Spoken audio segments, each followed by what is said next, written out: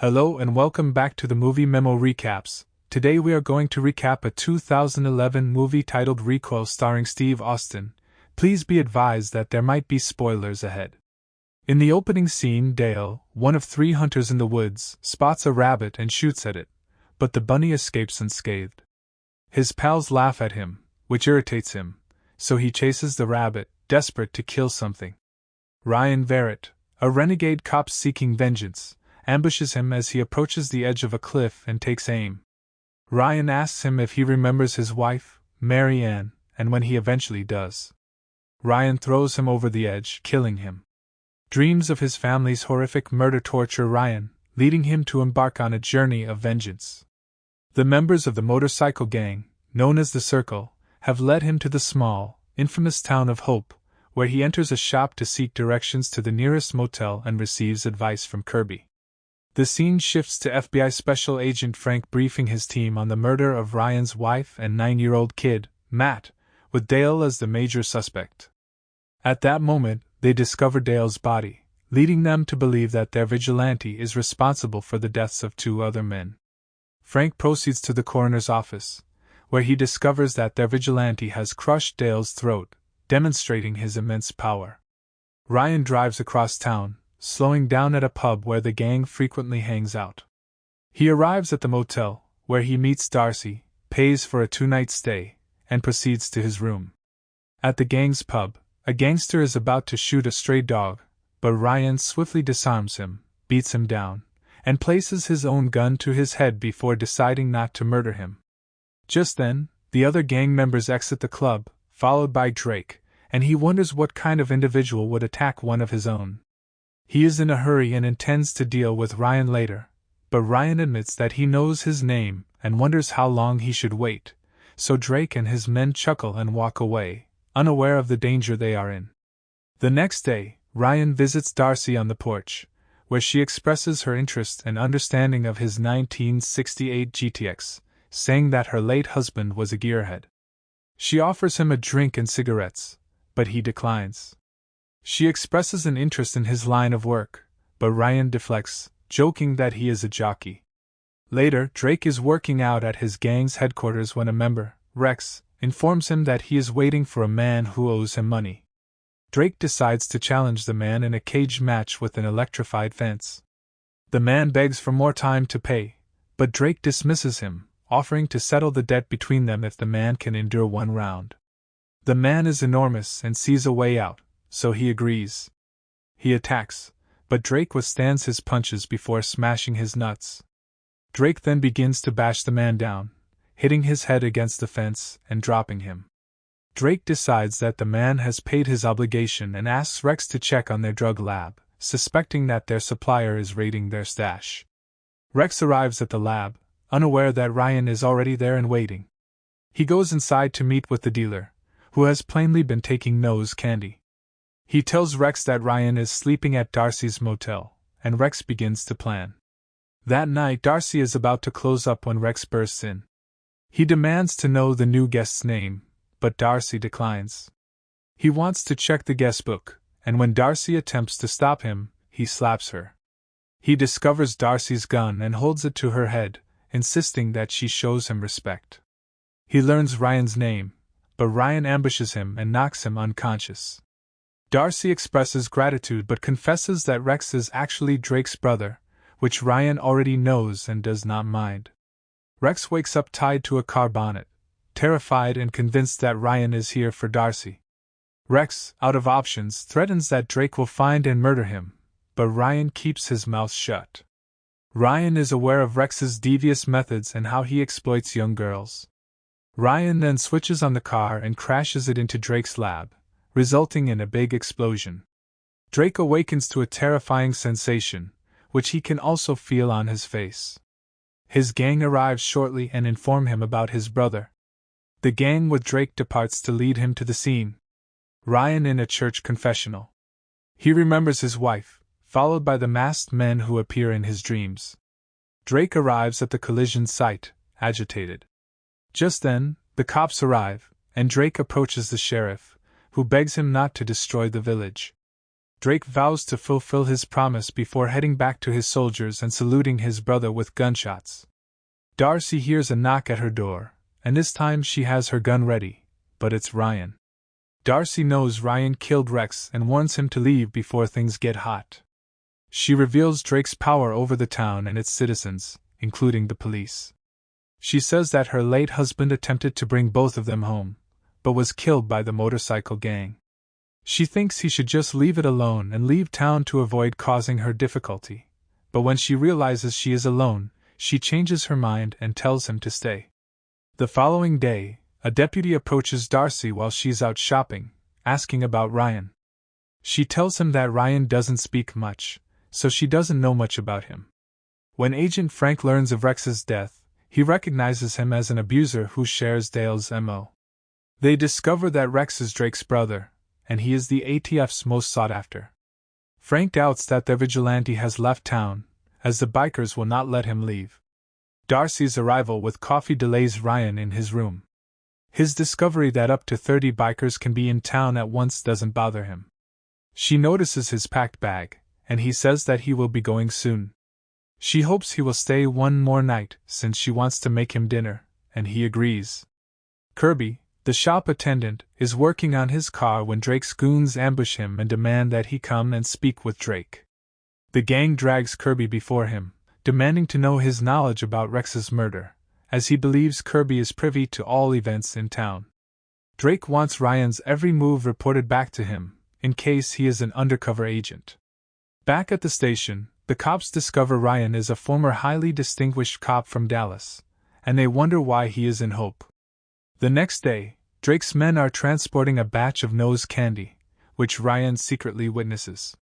When the last truck blows a tire and comes to a stop, the motorcade proceeds. The driver comes out to check the tire, but Ryan ambushes him and orders him to walk. He inspects the truck's cargo and discovers that it is full of nose candy. He then pours gasoline into the truck and walks away as it explodes, ready for what is to come. Drake becomes aware of his truck's hijacking, but the perpetrator is unknown. Kirby is working on Ryan's car, which has news clippings concerning a murdered family. Ryan approaches, and Kirby conceals his activities and the two-headed creature inside. Ryan inquires about the Circle Club, and Kirby admits that it is a base for running drugs and guns. For his operations, Drake also uses an abandoned ship as a second office. Ryan confronts Kirby for rummaging through his car, and upon realizing his exposure, he confesses that Drake pressured him to report on Ryan's activities. Ryan then, unexpectedly, tells him to provide Drake with all the information he requires. One of the motorcyclists, Crab, appears outside, and Ryan approaches him.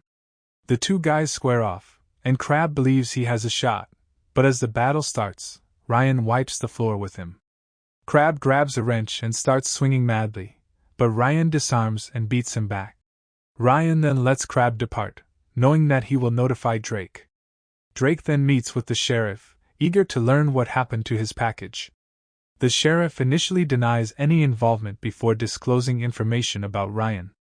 Drake tells him to do nothing, pays him, and instructs the sheriff to keep the town free of all cops and agencies. Ryan drives by the boatyard, where he notices the gang moving merchandise. Ryan's trunk contains an arsenal of guns, and he gets another flashback to his murdered family. Shortly after, a constable from the sheriff's department arrives and spots his guns. Ryan directly inquires about his arrest, but the constable, cognizant of his intentions, advises him not to confront Drake as he anticipates an assault. The constable wants to help take out Drake and his guys, but he needs time to assemble more deputies who are not on Drake's payroll. Ryan asks if he is a kind man, and the constable responds that he is trying to be. Ryan arrives at Darcy's, but he is late for supper. She asks him about his family, but Ryan initially refuses to speak. After a long time without drinking, he pours himself a drink and informs her of his family's execution. There was a motorcycle turf war, and his department played a crucial role in ending it. Meanwhile, Kirby is in his garage, experiencing a terrible feeling that prompts him to quickly grab his gun. However, he is confronted shortly by the goons. After learning that he had assisted Ryan, Drake takes the lead. Kirby pleads for his life, but Drake starts telling him about his time in prison. During his first prison stay as a young man, inmates viciously tormented him. He eventually exacted his revenge on the convicts, and after his release, he obtained the identities of all the cops who had imprisoned him, forcing them and their families to pay. Later, as the constable was traveling, he came across the horrifying sight of Kirby hanging dead on a tow truck. Ryan and Darcy arrive on the scene, and the constable prevents Darcy from seeing the dead body. She pulls out his gun, attempting to attack the gang, but he manages to calm her down. Ryan, on the other hand, rushes off to take care of some business. Agent Frank arrives in Hope and meets with the sheriff to investigate the deaths in town, but the sheriff refuses to cooperate, claiming that everything happened by accident. In a tavern, Ryan interrupts the gang's pool game. Crab takes no chances, ensuring all his men, including a woman who lost her way to the kitchen, leap over Ryan. Ryan tanked all of his hits and started slaughtering the men mercilessly. He grabs a pool stick and begins executing his opponents. Crab pulls out his gun, but he accidentally shoots his own partner before Ryan disarms him. The two face each other, but the next scene shows Ryan packing his body inside his trunk. Drake was at the bar when he heard a noise. When they arrived to check, Ryan rushes away, leaving Crab on fire. Drake then angrily orders his troops to kill everyone. Ryan then recounts the day he threw a birthday party for his son, during which everything went awry. His wife was concerned that he was carrying a gun, but at that point, 3 masked guys entered the yard and began firing on everyone. They killed Ryan's entire family, including his wife and son, and left him for dead. His chief refused to provide him any information on the men. The 3 were simply shooters, with someone else pulling the strings. He had discovered the location of the 3 gunmen and barged into the hideout, killing them in a flurry of gunfire. When Agent Frank arrives to speak, the constable is alone. The constable introduces himself as the sheriff's son. He adds that the Circle once protected Hope before Drake took over and began smuggling narcotics and guns. Drake orders his troops to grab all of their weapons as they prepare to go to war. A noise startles Darcy alone at home once more, prompting her to grab her gun. Outside, the gang members surround the motel. Ryan approaches her, and they take shelter. He watches the men enter the room, then turns off the lights and quickly executes them. One man comes in with an assault weapon, but 2 well-placed shots kill him. The goons ambush them as they attempt to flee, beating Ryan and capturing Darcy. Frank and the deputy arrive at the motel and observe the mess, prompting Frank to call for backup. Ryan is at the gang's hideout, and Drake sits in front of him. They bring a bound Darcy into the chamber, and Ryan vows to enjoy killing Drake. Drake informs him that they have a score to settle before leaving one man with Ryan, who injures his hand by striking him. He pulls out a knife and takes a seat, eager to begin hacking into Ryan. Initially, he plans to spend his limited time with Darcy, but when he decides to cut him, Ryan manages to free himself and knock him unconscious.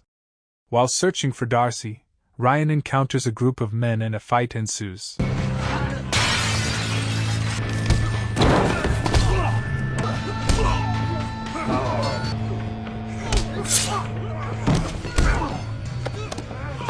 He continues his search for Darcy, eventually finding her in a strange area where no one is watching, and the 2 manage to escape. The constable comes home, calling for his father, only to discover that his father had committed suicide out of humiliation. The constable quickly partners up with Frank, deciding that he is now the sheriff and that Drake is to blame for his father's death. The 2 guys prepare their guns, and their backup comes. Ryan and Darcy are on their way out when they discover the gang's large hoard of nose candy. Drake confronts them, and Ryan immediately sends Darcy to hide. It turns out there was a 4th gunman that day, and it was Drake himself. Drake claims he didn't recognize Ryan, which is a lie. He continues to taunt Ryan's family, asking if he heard them scream, but Ryan removes the table from between them, and they square up.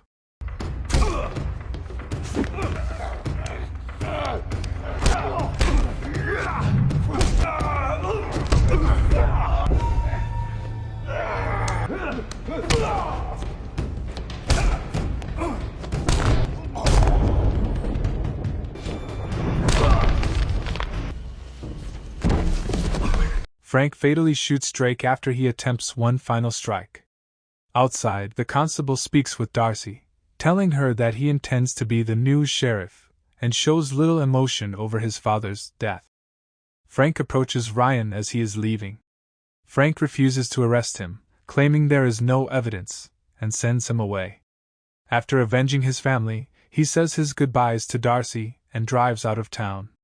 Thanks for watching. If you are new, don't forget to subscribe for more of these recaps. Until next time, have a nice day.